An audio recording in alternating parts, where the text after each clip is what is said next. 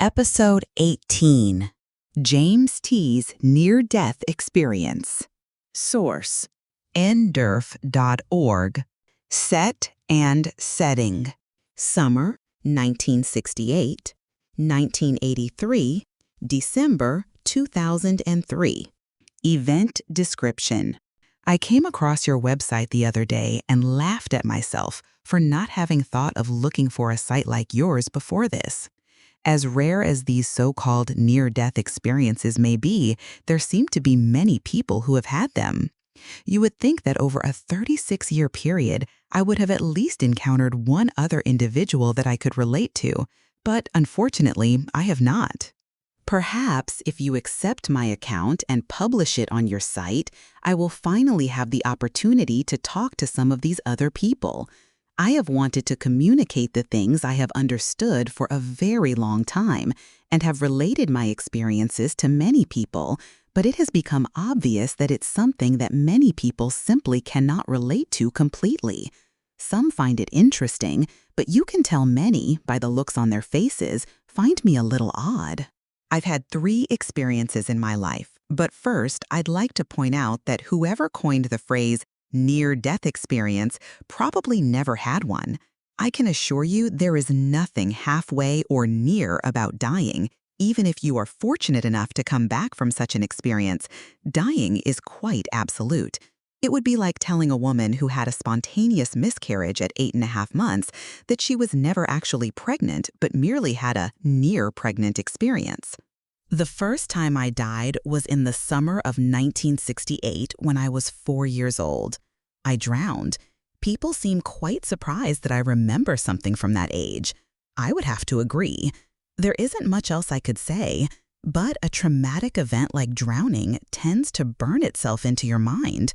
I can recall every detail as if it had just happened. As you would probably expect, it is not a pleasant experience. As soon as I had difficulty reaching the surface to get a breath, I panicked, and as soon as I failed to reach the surface at all, that panic escalated almost instantaneously to absolute terror.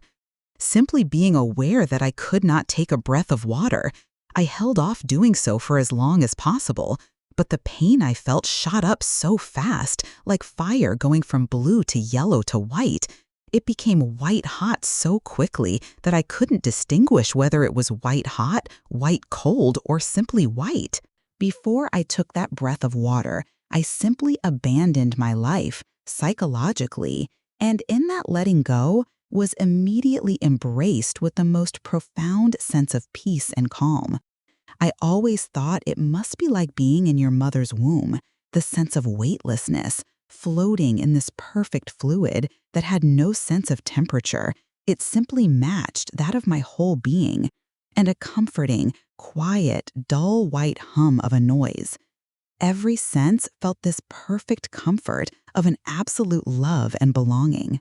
I simply became this perfect white light.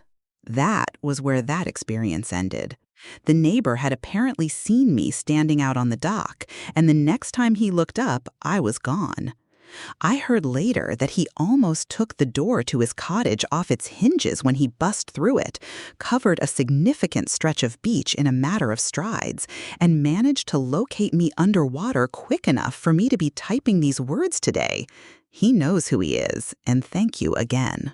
The next thing I recall was the unpleasant vomiting up water, where, because you have fluid in your lungs, each time you cough some out, you have that automatic response of gasping for air so quickly that you inhale some of the water you just tried to expel. That part is not pleasant at all, which is somewhat of a drag, seeing as a moment ago you were in the most blissful state. The second death experience I had was when I was 19. Now this is where I fully expect to lose many people, since it was an overdose of magic mushrooms that led to this experience. I accept the fact that many may presume that I simply had a hallucination, which I probably would have thought myself had I not had the previous experience. It wasn't an intentional overdose. It was just idiotic, juvenile exuberance, since I had never seen an entire platter heaped with magic mushrooms before. About an hour later, I didn't feel well at all, and went to the bathroom to see if I could wait this out.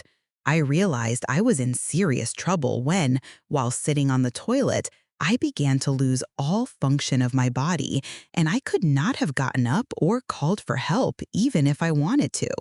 All of a sudden, I was on the ceiling, looking back at my body. I didn't spend much time even contemplating this because I was no longer in that body. That wasn't me. I was up here on the ceiling, so it was easy to leave that shell behind.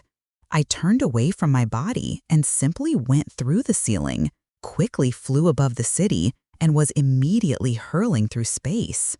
I remember at the very beginning passing planets in our solar system like Saturn and Jupiter and thinking it odd that I could see such vivid detail.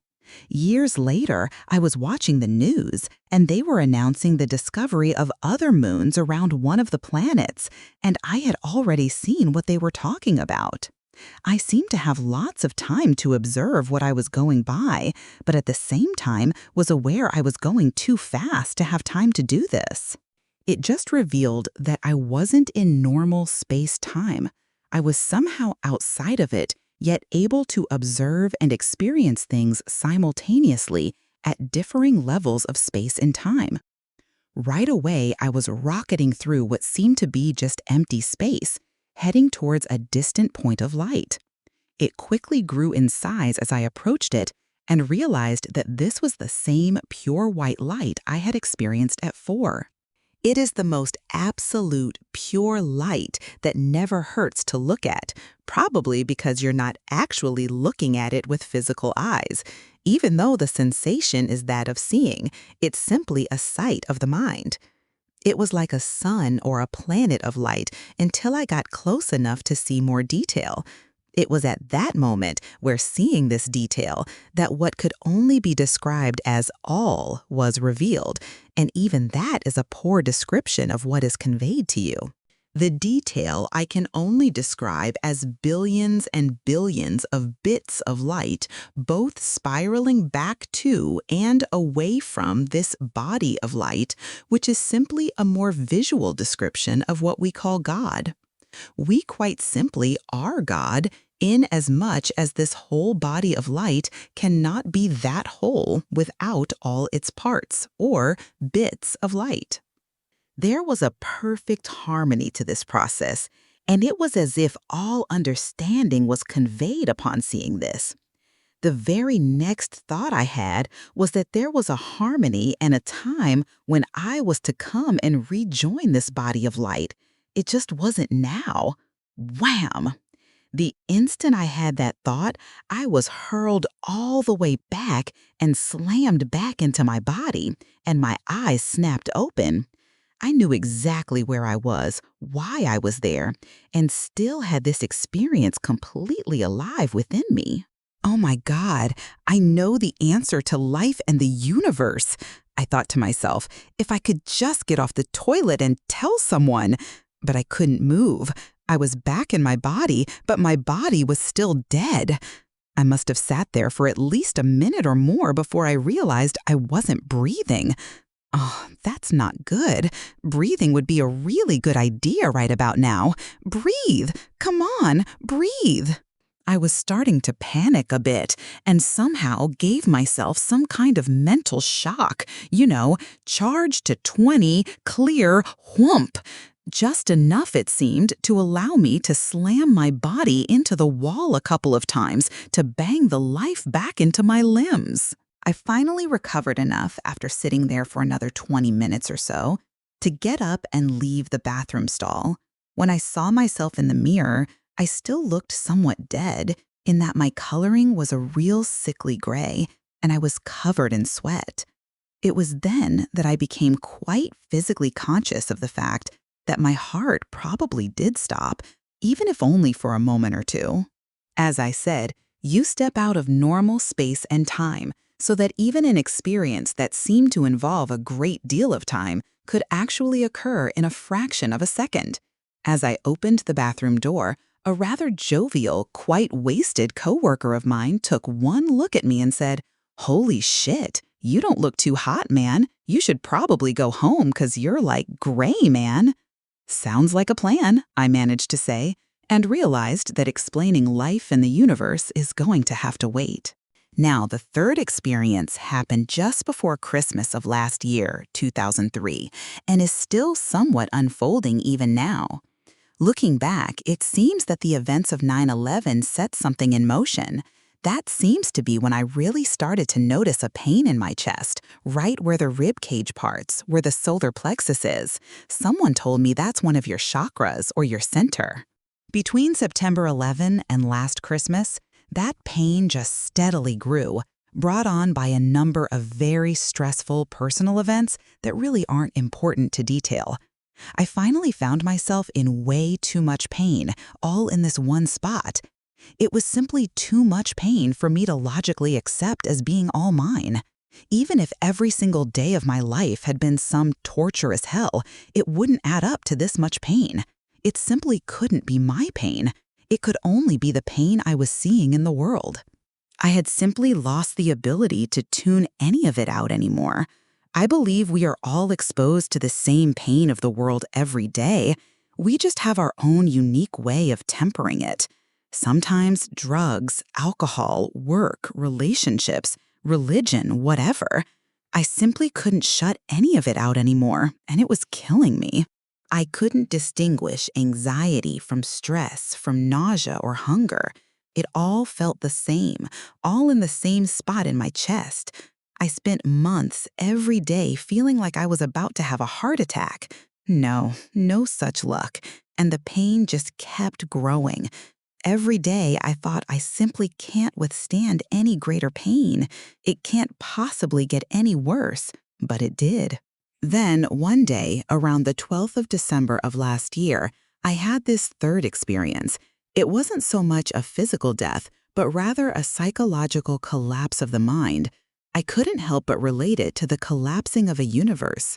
I had seen this show with physicist Stephen Hawking explaining the nature and origin of the universe, and I could relate to the way he, by working backwards and collapsing it, was able to mathematically quantify the entire universe back to its origins in what he referred to as the unified singularity. This collapse of the mind started with trying to make sense of this profound pain I felt.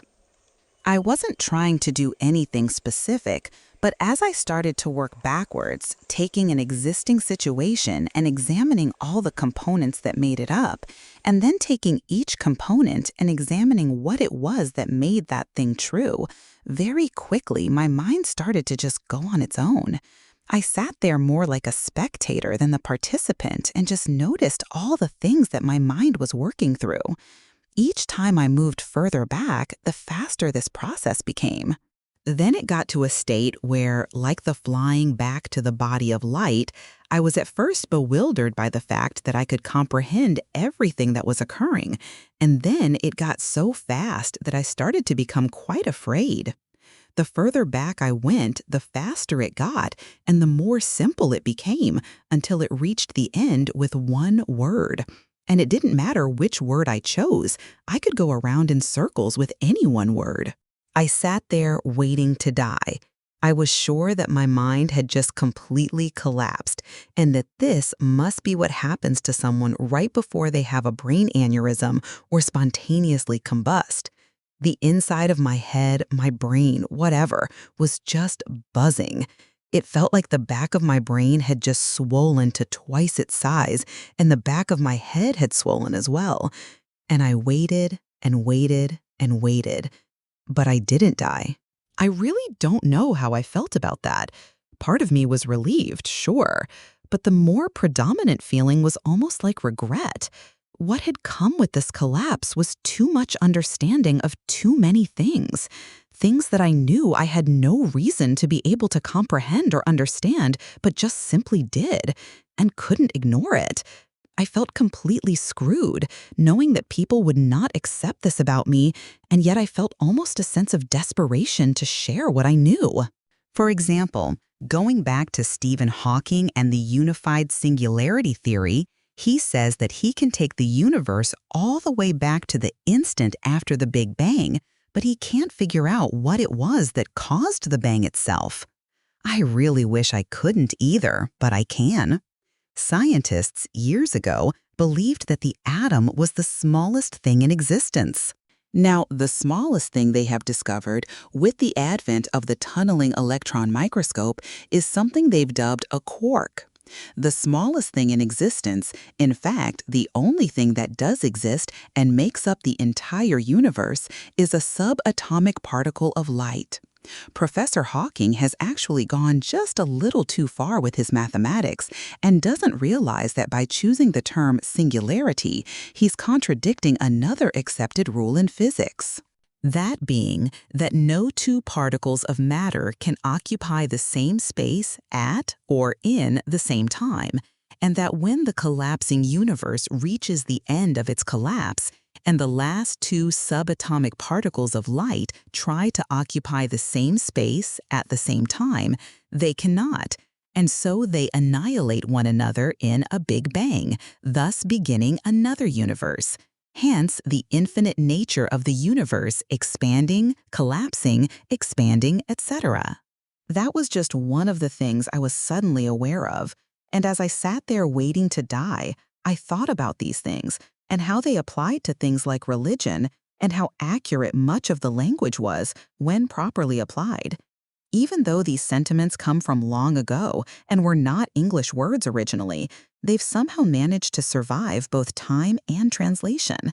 Language was much more metaphoric and representational back then. Now, language is very specific and literal, and there are very specific meanings to the words used in religion as they are used today. But we need to remember that they weren't meant to be taken literally, but applied more metaphorically. One way I saw this, sitting there running out of words, was with the simple and familiar phrase, I think, therefore I am. I think, therefore I am. I think, therefore I think, therefore I think, therefore I think, I think, I think, I think, I think, I think, I think. And like the two remaining subatomic particles of light fighting, colliding with one another in a battle to occupy that space that would only allow one to remain. Like God, in the beginning, as the last two particles of light, simply self-aware and nothing more. I think. What do you think? I think. I think. And who's doing the thinking? I am. And who are you? The one who's thinking. And what is it you're thinking? That I am something that thinks it's a thinking. So are you a thought or a thing that thinks it's thinking? I don't know. I can't tell. I can't see anything. It's dark, and I'm afraid. I feel so alone, and I am afraid I'm going to think myself into oblivion. Why don't you turn on the lights? They're lights. Well, where's the switch? Just kidding. There's nothing here but you thinking you're here. Well, who are you? I would imagine you're talking to yourself. Oh, great. Here, I have an idea, or you have an idea. Why not simply ask for light, and perhaps in asking, you will create that which you need first of all. I mean, how could you know if there is anything without the light to see it with, right? Good point. Okay, let there be light. And with that, at the very last second, God sees that he is just two remaining particles of light, and God is annihilated. He sacrifices himself to become the medium, which is set free, free will, made in God's image, to find its own form of expression in this random, chaotic expansion. Everything began as light and cooled and swirled and collided and settled and freely found its own expression. It's still just light. All of it, cooled light in its various states. God then truly would be the ultimate judge in that he cannot become any one thing. As all, as the medium, as light, God can only ever bear witness to all that comes to be. Everything that comes to be requires the light to reveal its existence, and that which becomes revealed or enlightened reveals the existence of the ever-present light, the Father and the Son. And since physics already understands that every subatomic particle of matter in this space and in this time has its twin of antimatter, which does not exist in space or time at all. Unlike a cell dividing in two pieces side by side, the antimatter mate of each subatomic particle of light exists right where that particle exists, requiring no space at all. This is where the mind exists, Holy Ghost. Even though it looks like there is plenty of empty space in the universe, the truth is, you couldn't squeeze so much as a single particle of light into the universe, no room. And so, like an unbroken electrical connection, the universe is connected to itself as one thing only. That is why light can travel so fast. It's traveling through an unbroken chain of light itself. As well, the antimatter would also be one unbroken connection. So in truth, there actually is only one physical thing, as the universe, with only one mind. You get occasional glimpses of this connection with things like psychic abilities, or within people like idiot savants and other things that baffle science. For whatever reason, they are simply tied into this connection. For example, think of a place quite far away. You can instantly be there in your mind, needing no time to get there. Thought is the one thing that can travel faster than light since it doesn't exist in space or time. Now the words can make much more sense instead of being so detached from reality. It's not all this magical, mysterious, and the Lord said unto thee, mumbo-jumbo. The truth is much more profound and all-encompassing. If there was a supreme being that was some kind of directional force behind all that is, and he was like a man, he wouldn't be able to create a peanut butter sandwich, let alone a universe. To simply look up in the sky and see how much is there, and think that some God created it all for man, would be arrogance so far above that God, he would have completely lost sight of man. The original sin, for example, is not really a sin as we think of sins. It was the unavoidable condition of man as a creature that had evolved to the point of having a self-aware cognition. This would have been long before man had the ability to communicate. Once man became aware, he needed to understand and quantify his world. It would have been a long time before the words were ever written, or even the sentiments expressed, like, "Do not try to name that which cannot be named." And we think that means naming God, or Allah, or Buddha, etc. It relates to the Garden of Eden tale and Adam and Eve. The name of the tree the forbidden fruit grows on is the tree of knowledge.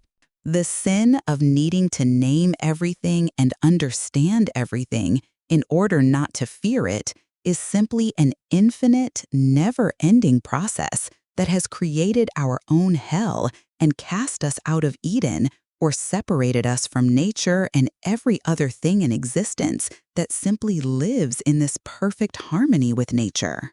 Bizarre, eh? Can you imagine having this kind of knowledge and understanding just dropped on you? Not fun at all. I really didn't want this. I'm just a simple man who barely got his grade 12. Oh, guess what? I'm a carpenter and cabinet maker. Oh, the irony. I mean, I can't have this information and not share it. And at the same time, I don't see this as being readily accepted by everyone. And yet, it has a great potential, if accepted, to do something quite wonderful. The world is so full of pain and fear, and there's really nothing to be afraid of. It's like the whole planet is full of children who are afraid of the dark. I can relate. I was terrified of the dark as a child. The truth is, however, there is no such thing as evil. There is no such thing as sin. There is no such thing as hell, except for the hell we create ourselves in our fearful, ignorant minds. Don't be offended by the word ignorant. Look it up. It simply means lacking an understanding. I mean, relatively speaking, we humans lack an enormous amount of understanding about our planet, let alone the universe. Ever since that drowning experience at 4, I've looked at the world in somewhat of a different way than most people. I've never sought to become more intelligent. I've sought to become less ignorant. It's a subtle difference that seems to have a significant effect. It's a great deal easier to lose or let go of something you already possess, ignorance, than it is to acquire something you do not, intelligence. I've always known that I can and do learn from everyone I meet, not just those who believe they are the ones who have something to teach me.